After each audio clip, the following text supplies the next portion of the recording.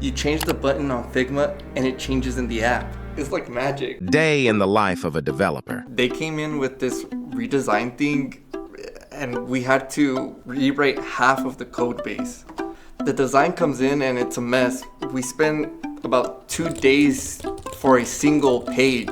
Horrible, it takes too much time. Copying text, images, icons, CSS, margins, paddings, pixels, you name it. Damn, it's so much work that my fingers actually start to hurt. And then I met Polipo.